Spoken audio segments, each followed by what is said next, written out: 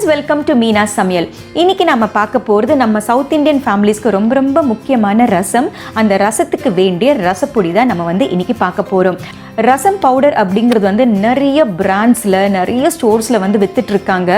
And எல்லாருமே இப்போ life style ரொம்ப பிஸியாக இருக்கிறதுனால இந்த மாதிரி சின்ன சின்ன விஷயங்கள் வீட்டில் செய்கிறதையும் தாண்டி வெளியில் வாங்கிட்டு வந்துடுறோம். ஆனால் ட்ரஸ்ட் மீ, வீட்டில் நம்ம ஃப்ரெஷ்ஷாக வறுத்து கிரைண்ட் பண்ணி அதில் ரசம் வைக்கும்போது ஒரு வாசனை வரும் பாருங்கள். என்ன இருந்தாலும் ஸ்டோர் பாட்டில் இந்த அளவுக்கு ருசி வராது. முதல்ல மன திருப்தி இல்லையா, நம்மளே செஞ்சோம், அதுவும் அம்மா செஞ்ச மாதிரி அப்படிங்கிற மாதிரி ஒரு ஃபீலிங் வரும்போது ரொம்பவே இன்னுமே சந்தோஷமாக இருக்கும். அண்ட் மோரோவர் ரசம் பொடியில் நான் 2 வேரியேஷன்ஸ் செஞ்சு காட்ட போகிறேன். ஒரு மெத்தட் நாங்கள் வீட்டில் செய்கிற மெத்தட், எங்கள் மாமியார் அவங்க மாமியார் அப்படி சொல்லி கொடுத்த மெத்தட் ஒன்று. அடுத்தது எங்கள் அத்தை சுமத்தி சொல்லி கொடுத்தது. அவங்க சேலம் சைடு, அவங்க வீட்டில் ட்ரெடிஷ்னலாக ஃபாலோ பண்ணுற மெத்தட்மா இது ரசம் பொடி மட்டும் இல்லை, மல்டிபர்பஸ் பொடி அப்படின்ட்டு எனக்கு சொல்லி கொடுத்தாங்க. அது நான் செஞ்சு பார்த்தேனுங்க, ரொம்ப ரொம்ப டேஸ்டியாக இருந்தது. ஸோ ரசம் பொடி 2 வேரியேஷன்ஸ் எப்படி செய்கிறது அப்படிங்கிறத பார்ப்போம். ரசம் பொடி செய்ய தேவையான பொருட்கள்: 1 கப்பு தனியாக்கு 1/2 கப்பு ஜீரகம் அண்ட் 1/4 கப்பு மிளகு, 1:1/4. ரொம்ப ரொம்ப ஈஸி. இது நல்ல சம்மர்ஸில், for example April, May, June அந்த மாதிரி சீசனில் நீங்கள் செய்யும்போது இந்த ரசப்பொடி நாங்கள் வறுக்கவே மாட்டோம். நல்லா உச்சி வெயிலில் வச்சுட்டு அதுக்கப்புறமா சாயந்தரம் அந்த 4 o'clock ஜோனில் எடுத்துட்டு நல்லா வார்மாக இருக்கும்போதே மிக்சியில் அரைச்சிட்டு பாட்டிலில் ஸ்டோர் பண்ணி வச்சுப்போம். இப்போ நம்மளுக்கு அன்சீசனாக இருக்கிறதுனால வெயில் அந்த அளவுக்கு இல்லாமல் இருக்கும்போது என்ன பண்ணலான்னா, லைட்டாக வறுத்துட்டு அதுக்கப்புறமா நம்ம ஆறுனதுக்கு அப்புறமா மிக்சியில் அரைச்சிக்கலாம். ஸோ இப்போ இந்த சிம்பிள் அண்ட் ஈஸி எங்கள் வீட்டு ஸ்டைல் ரசப்பொடி எப்படி செய்கிறது அப்படிங்கிறத பார்ப்போம். ஸோ முதல்ல ரசப்பொடி நம்பர் 1, அதாவது எங்கள் வீட்டு ரசப்பொடி எப்படி செய்கிறது அப்படிங்கிறத பார்ப்போம். ஒரு பேன் ஆல்ரெடி ஹீட் பண்ணி ஆச்சு. முதல்ல தனியா, மிளகு, சீரகம், அவ்வளோதான். இந்த 3 இன்க்ரீடியன்ஸ் தான். தனியா அப்படிங்கிறது கொஞ்சம் அதிகமான ஹீட் தேவைப்படும். அதனால அண்ட் மோரோவர் சைஸும் பெருசு இல்லையா, அதனால ஒவ்வொரு இன்க்ரீடியண்ட்டுமே தனித்தனியாக வறுத்துக்கிறது பெட்டர். லைட்டாக அந்த பச்சை வாசனை போனாலே போதும். ரொம்ப கோல்டன் ப்ரௌனாக வறுக்கணும் அப்படிங்கிற அவசியம் இல்லை. ஏன்னா இது நாங்கள் அடுப்புலேயே வைக்க மாட்டோம். நல்ல உச்சி வெயிலில் அந்த ஒரு 10 o'clock to 11 o'clock ஜோன், அதாவது காலையில் அந்த டைமில் வெளியில் அளந்து வச்சுருவோம். அதுக்கப்புறமா சாயந்தரம் ஒரு 4 மணிக்கு எடுத்துருவோம். எடுத்துட்டு நல்ல சூடு பட்டுதா அப்படிங்கிறத மேக் ஷூர் பண்ணிவிட்டு கிரைண்ட் பண்ணி ஸ்டோர் பண்ணி எடுத்து வச்சுப்போம். வின்டர்ஸில் இல்லை வெயில் இல்லாத நேரத்தில் மட்டும்தான் நாங்கள் இந்த மாதிரி அடுப்பில் ரோஸ்ட் பண்ணி அதுக்கப்புறமா பவுடர் செஞ்சு வச்சுக்கிறது.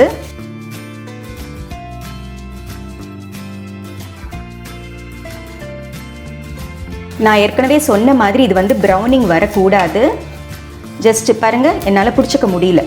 இந்த அளவுக்கு சூடு பட்டாலே போதும். ஸ்டவ் சிம்மர் பண்ணிவிட்டு இந்த மாதிரி ஒரு அகலமான பேசனுக்கு ட்ரான்ஸ்ஃபர் பண்ணிடுறேன். அடுத்து சீரகத்தை சேர்த்துக்கலாம். சீரகம் கூட லைட்டாக சூடு பட்டால் போதும். அதாவது நான் காட்டினேன் இல்லையா, அது கையில் பிடிச்சிக்கிட்டு நம்மளால் பிடிச்சிக்க முடியல, அந்த சூடு பொறுக்க முடியல அப்படிங்கும்போது விட்டுருவோம் பார்த்தீங்களா, அந்த அளவுக்கு சூடு பிடிச்சாலே போதுமானது. பாருங்கள், சீரகமும் நல்ல சூடு பட்டாச்சு. இதுவும் இதே பவுலுக்கு நான் ட்ரான்ஸ்ஃபர் பண்ணிடுறேன். அடுத்து மிளகு. 3 இன்க்ரீடியன்ஸ், சிம்பிளான இன்க்ரீடியன்ஸ். ஆனால் ரசம் ரொம்ப ரொம்ப டேஸ்டியாக இருக்குங்க. நல்லா அந்த பருப்பு தண்ணியில் ஒரு 2 பூண்டு தட்டி போட்டு நாட்டு தக்காளி கட் பண்ணி போட்டு ரசம் வச்சு பாருங்கள், ரொம்ப ரொம்ப நல்லாயிருக்கும். நம்ம சேனல்லையே ரசம் எபிசோட்ஸ் நான் நிறைய பண்ணியிருக்கேன். அதில் ரசப்பொடி அப்படின்ட்டு நான் காட்டியிருப்பேன். அந்த ரசப்பொடி தான் இது. மிளகும் நல்லா சூடு பட்டாச்சு. அப்படியே நல்லா மூவ் ஆகுது பாருங்கள், பாப் ஆக ஸ்டார்ட் ஆகிட்டுருக்கு. இப்போ நம்ம இதை ட்ரான்ஸ்ஃபர் பண்ணிடலாம். ஸோ இது நல்ல சூடாக இருக்குது. நல்லா ஆறுனதுக்கு அப்புறமா நம்ம மிக்சியில் பொடிச்சிட்டு வந்துடலாம். ஃபைனாகவே பவுட்ரு பண்ணிடலாம். ரொம்ப ஃப்ளேக்கியாக இருக்கணும் அப்படிங்கிற அவசியம் இல்லை. ஃபைனாகவே பவுட்ரு பண்ணிவிட்டு வந்துடலாம். ஸோ ஃபஸ்ட்டு ரசப்பொடி நம்ம பார்த்தாச்சு, எங்கள் வீட்டு ரசம். இது ரசப்பொடி 2 எப்படி செய்கிறது அப்படிங்கிறத பார்ப்போம். இதுக்கு தேவையான பொருட்கள் அப்ராக்சிமேட்லி ஒரு 150 to 200 grams of red chillies, உங்கள் காரத்துக்கு ஏற்ற மாதிரி நீங்கள் எடுத்துக்கோங்க. 1 கப் ஆஃப் தனியா அண்ட் ஆல்மோஸ்ட் 1 கப் ஆஃப் கருவேப்பிலை அப்படிங்கிறது உங்களுக்கு அதிகமாக பிடிக்கும்னா இன்னும் கூட கொஞ்சம் கூடுதலாக சேர்த்துக்கலாம்.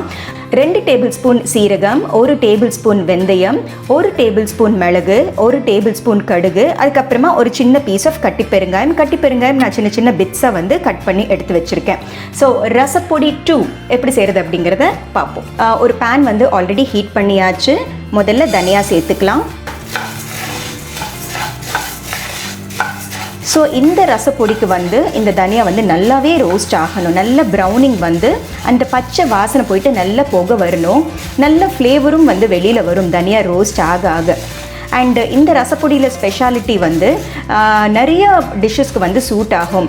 குழம்புக்கும் சேர்த்துக்கலாம், ரசமும் சேர்த்துக்கலாம், இல்லை ஏதாவது பொரியல் ஃபார் எக்ஸாம்பிள் கேரட்டு பீன்ஸு இந்த மாதிரி வந்து நல்லா வேக வச்சுட்டு நம்ம தாளிச்சுட்டு இந்த பொடியை வந்து மேலே தூவினீங்கன்னா கூட ரொம்ப ரொம்ப டேஸ்டியாக இருக்கும். இல்லைன்னா அரைச்சி விட்டு நம்ம குழம்பு செய்வோம் இல்லையா, அந்த அரைச்சி விடுறதுக்கு வந்து நம்ம ஜென்ரலாக சாம்பார் பொடி நம்ம சேர்த்துப்போம். சாம்பார் பொடிக்கு பதிலாக இந்த ரசப்பொடி கூட சேர்த்துக்கலாம். பேர் தாங்க இதுக்கு ரசப்பொடி, ஆனால் வந்து இது மல்டி பர்பஸ் பொடி அப்படின்ட்டு கூட நம்ம சொல்லிக்கலாம். ஸோ பாருங்கள், தனியாவும் நல்லா ரோஸ்ட் ஆகிட்டுருக்கு. நல்லா படப்படான்ட்டு வெடிக்குது பாருங்கள். ஸோ அது வரைக்கும் ரோஸ்ட் பண்ணிக்கிட்டால் தான் நல்லா உள் வரைக்கும் அது வந்து ரோஸ்ட் ஆச்சு அப்படின்ட்டு அர்த்தம்.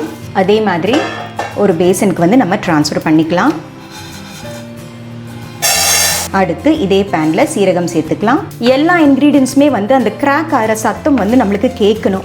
அப்போ தான் வந்து அது படப்படன்னு வெடித்து உள்ள வரைக்கும் ரோஸ்ட் ஆச்சு அப்படின்ட்டு அர்த்தம். பாருங்கள், சீரகமும் படப்படப்படன்னு வெடிக்குது பாருங்கள். இப்போ இதை ட்ரான்ஸ்ஃபர் பண்ணிக்கலாம். அடுத்து மிளகு. ஜென்ரலாக வந்து ரசத்துக்கு வந்து அதிகமான ஸ்பைஸ் வந்து மிளகு ஸ்பைஸாக தான் இருக்கும். ஆனால் இந்த ரசப்பொடிக்கு மட்டும் மிளகோடு சேர்த்து ரெட் சில்லிஸும் இருக்குது. இது வந்து கொஞ்சம் டிஃப்ரெண்ட்டான பொடி, மல்டிபர்பஸ் பொடி அப்படின்னு சொன்னேன் இல்லையா, அந்த ஒரு காரணத்துக்காக இதுக்கு வந்து மிளகோடு சேர்த்து ரெட் சில்லிஸும் வந்து நம்ம சேர்க்க போகிறோம். பாருங்கள், மிளகும் கிராக் ஆகிட்டுருக்கு. ஸோ இதுவும் நம்ம ட்ரான்ஸ்ஃபர் பண்ணிடலாம்.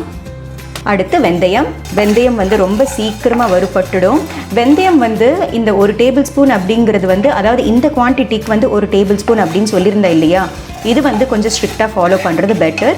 ஏன்னா வந்து அதுக்கப்புறமா பிட்டர்னஸ் வந்துடும், கசப்பு தன்மை அப்படிங்கிறது வந்து டாமினேட் ஆகிடும்.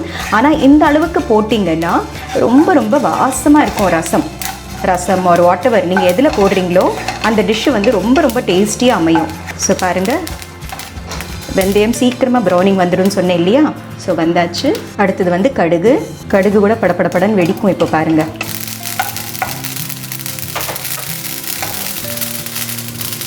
கடுகு வெடிச்சாச்சு.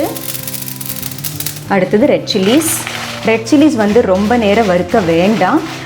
ஜஸ்ட் அந்த க்ரன்ச், அதாவது இப்போ பாருங்கள் நமித்தி இருக்குது, அந்த நமித்தினது வந்து போயிட்டு நல்லா கிறிஸ்ப் ஆகணும். அப்போ தான் அரைப்படுறதுக்கு சௌரியமாக இருக்கும். ரொம்ப நாள் ஷெல்ஃப் லைஃப் கூட இருக்கும். இது வந்து நான் யூஸ்வலாக 1 வருஷத்துக்கு வேண்டிய குவான்டிட்டி எல்லாம் நான் பண்ண மாட்டேன். ஜஸ்ட்டு ஒரு 1.5 மந்த் இல்லை 2 மந்த்ஸ் மேக்ஸுங்க. திரும்பவும் நான் வந்து ஃப்ரெஷ்ஷாக வறுத்து தான் செஞ்சுப்பேன். இப்போது ரெட் சில்லிஸோடைய அந்த க்ரன்ச் சவுண்டு கேட்குதுங்களா? இதை விட அதிகமாக நம்ம ரோஸ்ட் பண்ணோம்னா பிளாக் ஆகிடும், நம்மளுடைய பொடி கலர் வந்து மாறிடும். இது போதும். ஃபைனலி பெருங்காயம். கடாய் வந்து நல்ல சூடாக இருக்கும்போது பெருங்காயம் சேர்த்தோம்னா சீக்கிரமாக பொரிஞ்சிரும். அண்டு பொடி பெருங்காயம் கூட சேர்த்துக்கலாம். ஆனால் கட்டி பெருங்காயம் வீட்டில் இருக்கும்போது இந்த ஆப்ஷன் நீங்கள் வந்து யூஸ் பண்ணிங்கன்னா நல்லா அந்த ஃப்ரெஷ் பெருங்காயம் பொரிஞ்சு அது வந்து நம்ம அரைச்சி நம்ம வந்து ஃபுட்டில் சேர்த்துக்கும் போது ரொம்ப ரொம்ப டேஸ்டியாக இருக்கும். நல்ல வாசனை கும்முன்ட்டு தூக்கும். பாருங்கள், நல்லா பஃப் ஆகிட்டுருக்கு. இன்னும் ஒரு 2 நிமிஷம் நம்ம வறுக்கலாம். பாருங்கள், பெருங்காயம் வந்து நல்லா பஃப் ஆகிடுச்சு. எப்படி ரோல் ஆகுது பாருங்கள். ஸோ பெருங்காயம் இஸ் டன். அடுத்து ஃபைனலி கருவேப்பிலையை வந்து நல்லா வாஷ் பண்ணி ஈரம் இல்லாதபடி நான் வந்து நிழல்லையே காய வச்சு எடுத்திருக்கேன். நீங்கள் வந்து நிழல்லையே வந்து ஃபுல்லாக க்ரன்ச் ஆகிற வரைக்கும் வந்து நீங்கள் ட்ரை பண்ணிக்கிட்டிங்கன்னா 1 நிமிஷம் நீங்கள் வறுத்தாலே போதும்.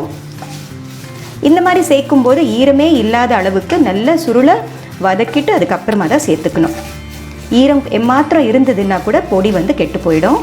இப்போ பாருங்கள், நல்ல கருவேப்பிலை சலசலன்னு சத்தம் கேட்குது. இப்போ நான் ஸ்டவ் சுவிட்ச் ஆஃப் பண்ணிடுறேன். இதுவும் இந்த பவுலில் சேர்த்துக்கலாம். ஸோ இது வந்து இப்போ நல்ல சூடாக இருக்குது. நல்ல ரூம் டெம்பரேச்சர் ஆறுனதுக்கு அப்புறமா இது வந்து நம்ம மிக்சியில் பொடிச்சிட்டு வந்துடலாம். ஸோ ரசப்பொடி அரைச்சிட்டு வந்தாச்சு. இது வந்து எங்கள் வீட்டு ரசப்பொடி அந்த 3 இன்க்ரீடியண்ட் நம்ம போட்டு அரைச்சோம் இல்லையா, அதாவது தனியா, சீரகம் அண்ட் மிளகு 1:1/2:1 அப்படிங்கிற ரேஷியோவில். ஸோ அதனால தான் இது வந்து டார்க் கலரில் இருக்குது. இதில் வந்து ரெட் சில்லிஸ் இல்லை.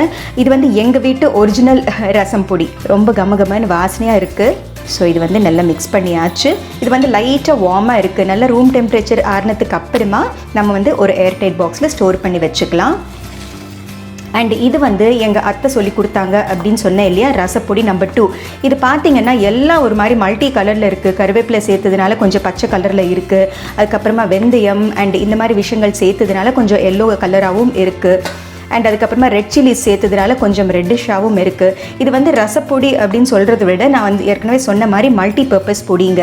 அதனால தான் வந்து இதில் மிளகு அப்படிங்கிற குவான்டிட்டி கம்மிப்படுத்தி நம்ம வந்து ரெட் சில்லிஸ் சேர்த்துருக்கோம். ஸோ தட் எந்த ஒரு இதுக்கு சேர்த்தாலுமே, எந்த ஒரு ரெசிபிக்கு சேர்த்தாலுமே பொருத்தமாக இருக்கும். பொரியல் செய்யும் போது பொரியலுக்கு வந்து ஒரு ஸ்பைஸ் பவுடராகவும் யூஸ் பண்ணலாம், குழம்புக்கு சேர்த்துக்கலாம், ரசத்துக்கே சேர்த்துக்கலாம். ஸோ மல்டி பர்பஸ் பொடி அப்படின்னு சொல்லலாம். ஆனால் இது வந்து நாங்கள் ரசப்பொடி அப்படின்னு தான் சொல்லுவோம். ஸோ 2 டிஃப்ரெண்ட் ரசப்பொடி number 1 and ரசப்பொடி number 2 is ready.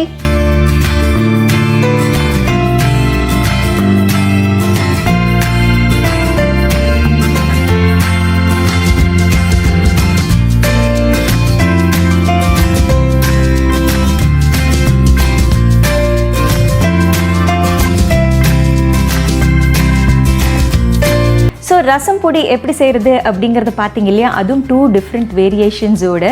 ஸோ கண்டிப்பாக இந்த 2மே நீங்களும் ட்ரை பண்ணி பாருங்கள். நான் வந்து 2மே செஞ்சு வச்சுப்பேன். இது ஒரு நாள் அது ஒரு நாள் மாற்றி மாற்றி நான் வந்து போட்டுப்பேனுங்க.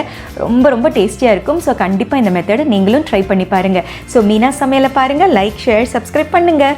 பாய்.